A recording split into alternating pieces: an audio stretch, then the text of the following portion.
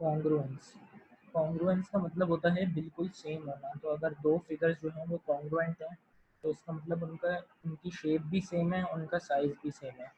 जैसे for example ये दो ट्राइंगल्स हैं, इनकी जो साइड्स की लेंथ है वो भी इक्वल है और इनके एंगल्स भी इक्वल हैं। अगर जैसे एक राइट एंगल ट्राइंगल हो, दूसरा इक्विलेटरल ट्राइंगल हो, तो फिर वो दोनों कॉन्ग्रुएंट नहीं होंगे। तो शेप भी सेम होनी चाहिए, साइज़ भी सेम होना चाहिए। जैसे ये दोनों रेक्टेंगल हैं तो ये इन दोनों की साइड्स भी सेम है और एंगल्स भी सेम है, शेप भी सेम है, तो ये दोनों कॉन्ग्रुएंट हैं। ये स्क्वायर भी दोनों कॉन्ग्रुएंट हैं।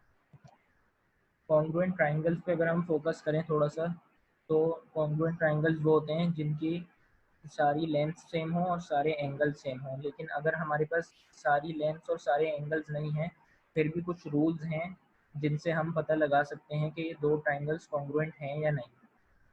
तो सबसे पहले एस ट्रिपल एस जो रूल है वो है साइड साइड साइड। तो इससे हम ये देखेंगे, अगर दो ट्राइंगल्स हैं उनके हमें एंगल्स नहीं पता लेकिन उनकी जो तीनों साइड्स हैं वो इक्वल हैं दोनों ट्राइंगल्स की, तो फिर वो दोनों ट्राइंगल्स कॉन्ग्रुएंट होंगे। एस रूल है साइड एंगल साइड। तो अगर दो ट्राइंगल्स हैं जिनकी दो साइड सेम है और उन साइड्स के बीच वाला जो एंगल है वो भी सेम है, तो फिर वो दोनों ट्राइंगल्स कॉन्ग्रुएंट होंगे। और ए ऐसे एंगल साइड एंगल। तो अगर ऐसे दो ट्राइंगल हैं जिनके दो एंगल्स सेम हैं और उन दो एंगल्स के बीच में जो साइड है, उन दो एंगल्स के बीच वाली साइड जिस पर वो एंगल्स बने हुए हैं वो भी सेम है। जैसे यहाँ पर ये दोनों एंगल सेम है और ये 8.9 भी सेम है। तो अगर ये साइड्स और दो एंगल सेम है तो फिर ये दोनों ट्राइंगल्स भी कॉन्ग्रुएंट होंगे। एएस में है एंगल एंगल साइड। तो अगर दो ट्राइंगल्स हैं जिनके दो एंगल्स और एक साइड सेम है तो फिर वो दोनों कॉन्ग्रुएंट होंगे। लेकिन इसमें हमें ये देखना होगा कि अगर दो एंगल्स हैं जैसे इसमें, और यहाँ पे 76 के सामने 15 है, तो यहाँ दूसरे ट्राइंगल में भी 76 के सामने 15 है, तो फिर वो दोनों कॉन्ग्रुएंट होंगे।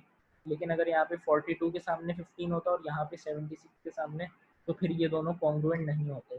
तो दो एंगल्स और जिस एंगल के सामने वाली साइड है वो दोनों सेम होंगी तो फिर कॉन्ग्रुएंट होंगे। और लास्ट रूल है एच एल, यानी हाइपोटेन्यूज और लेग। तो अगर ये सिर्फ राइट एंगल ट्राइंगल्स के लिए है, तो अगर दो राइट एंगल ट्राइंगल्स हैं उन दोनों की हाइपोटेन्यूज सेम है। हाइपोटेन्यूज जो है वो राइट एंगल के सामने वाली जो लेंथ साइड होती है उसको हाइपोटेन्यूज कहते हैं। तो अगर दो राइट एंगल ट्राइंगल्स की हाइपोटेन्यूज सेम है और हाइपोटेन्यूज के अलावा बाकी कोई भी एक साइड सेम है, और तो बस ये दो चीज़ें अगर सेम है तो फिर वो दोनों कॉन्ग्रुएंट होंगे। अब सिमिलैरिटी में आते हैं। सिमिलर फिगर्स वो होते हैं जिनकी शेप सेम होती है लेकिन साइज डिफरेंट होता है। कॉन्ग्रुएंट में बिल्कुल एग्जैक्ट सेम कॉपी होती है, वो साइज भी सेम, शेप भी सेम। लेकिन अगर शेप सेम हो लेकिन साइज डिफरेंट हो तो फिर वो सिमिलर कहलाती है। इसका एक रूल ये है कि ratio between the sides must be same.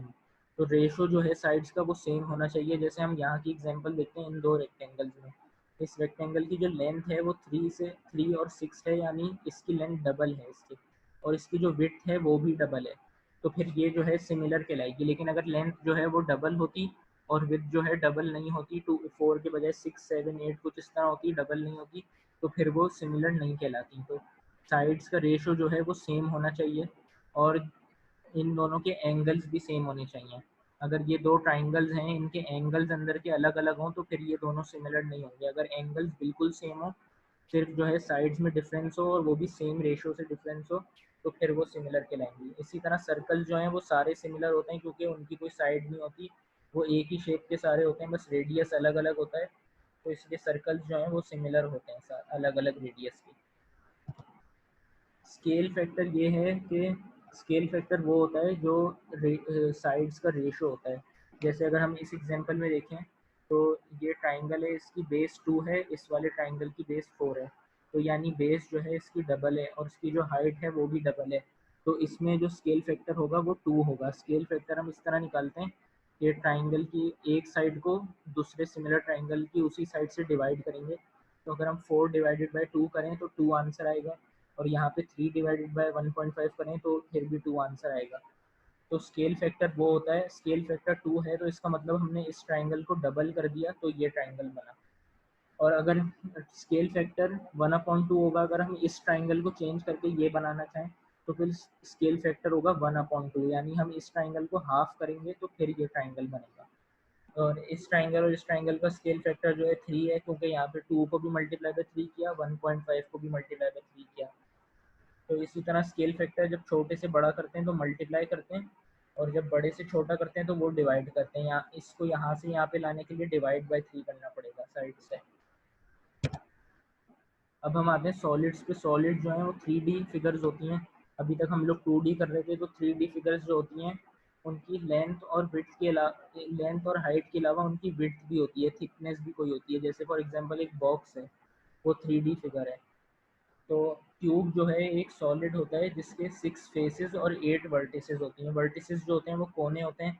इस फिगर में जैसे हमें दिख रहा है कि ये 8 कोने होते हैं ट्यूब के, और फेसेस जो हैं वो 6 होते हैं। इसका फेस एक स्क्वायर जो है ये इसका एक फेस होगा, तो यहाँ आगे पीछे 2, साइड में 2 और ऊपर नीचे 2, ये इसके 6 फेसेस हैं। और क्यूब में ये होता है कि इसकी लेंथ लेंथ विड्थ और हाइट ये तीनों इक्वल होती हैं, तो फिर वो क्यूब कहलाएगा। क्यूबॉइड जो होता है उसकी शेप बिल्कुल क्यूब जैसी सेम होती है, बस फ़र्क ये होता है कि उसकी लेंथ विड्थ और हाइट जो है वो इक्वल नहीं होती। जैसे यहाँ पे ये वाला क्यूबॉइड है, इसकी हाइट कम है, लेंथ ज़्यादा है। ये वाला इसकी लेंथ कम है, हाइट ज़्यादा है। किसी भी शेप में क्यूब की तरह की शेप हो लेकिन ये तीनों अलग हों तो फिर ये क्यूबॉइड होगा। प्रिज्म जो है वो ऐसा सॉलिड होता है जिसकी 2 आइडेंटिकल बेसेस होती हैं, और वो दोनों बेसेस जो हैं फ्लैट साइड से जॉइन हुई होती हैं। जैसे ये रेक्टेंगुलर प्रिज्म है तो उसकी बेस यहाँ पे और यहाँ पे रेक्टेंगल है और ये जॉइन हुआ हुआ है। यहाँ पे ट्राइंगल बेस है और ये जॉइन हुए हैं दोनों ट्राइंगल। और यहाँ पे हेक्सागोन है। किसी भी शेप की बेस हो तो वो प्रिज्म प्रिज्म कहलाएगा, अगर दोनों तरफ सेम बेस हो और वो बीच में फ्लैट साइड से जॉइन हुई है। प्रिज्म में जो है लेंथ ज़रूर, ये 3 इंपॉर्टेंट चीज़ें हैं। एक तो हाइट, विड्थ और लेंथ। हाइट तो ये ट्राइंगल के लिए, यहाँ पे ट्राइंगल के अलावा कोई भी बेस हो अलग शेप की, उसका एरिया निकालने के लिए ये मेजरमेंट्स होती हैं। और लेंथ जो है प्रिज्म की, 2 बेस जो हैं उनके बीच में जो डिफरेंस है उसको लेंथ कहते हैं।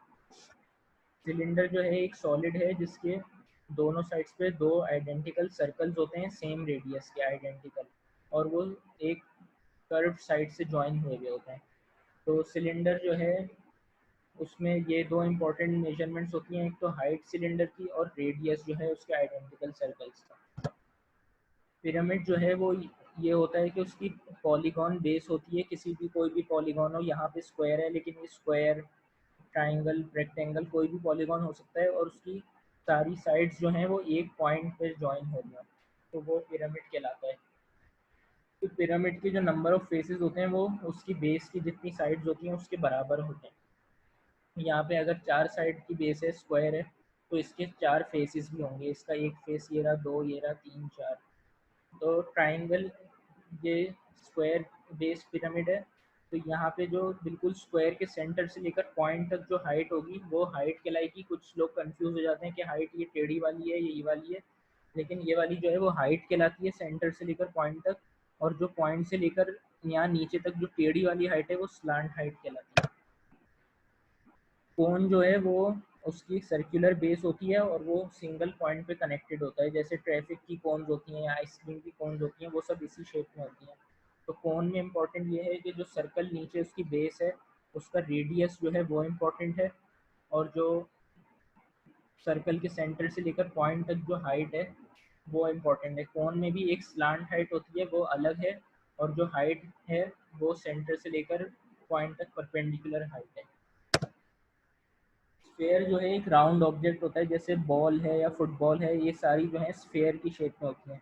तो स्फेयर का जो बिल्कुल सेंटर होता है उससे हम स्फेयर की बाउंड्री पे कहीं भी लाइन बना दें तो वो रेडियस कहलाएगा, और वो हर जगह इक्वल होगा। जैसे इस स्फेयर का रेडियस 0.8 सेंटीमीटर है, तो हर जगह इसका रेडियस सेम होगा कहीं भी हम इसकी बाउंड्री से कनेक्ट करें।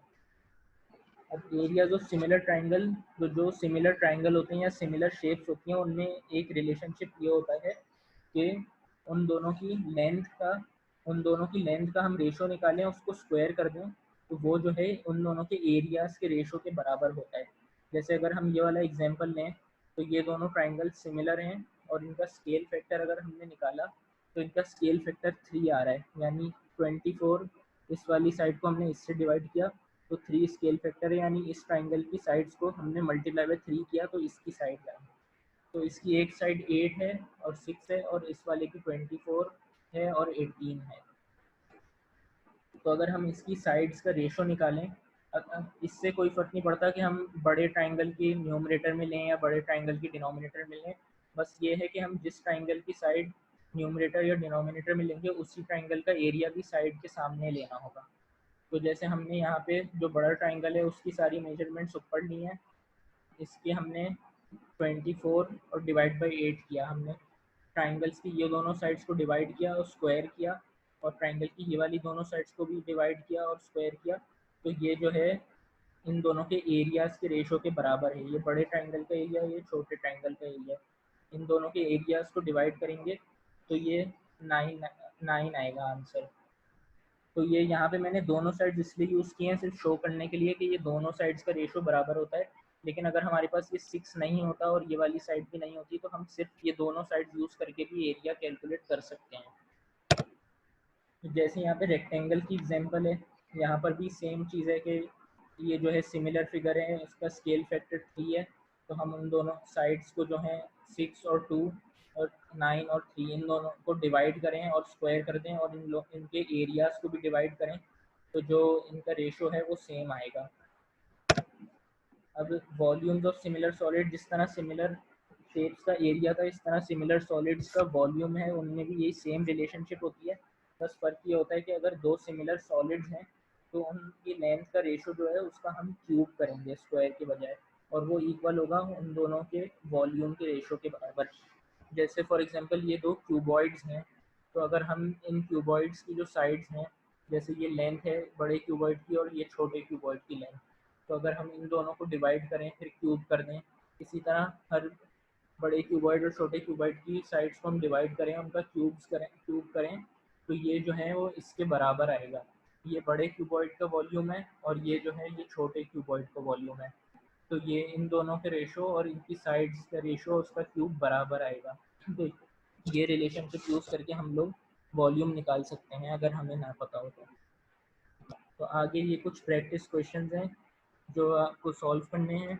ये प्रैक्टिस क्वेश्चन हैं, इसके आंसर्स भी आगे दिए हैं, लेकिन पहले आप क्वेश्चन को सॉल्व कर लें, उसके बाद आंसर्स चेक करने के लिए देखें, तो फिर ज़्यादा बेहतर होगा। ये सारे क्वेश्चन हैं और ये उसके आंसर्स हैं।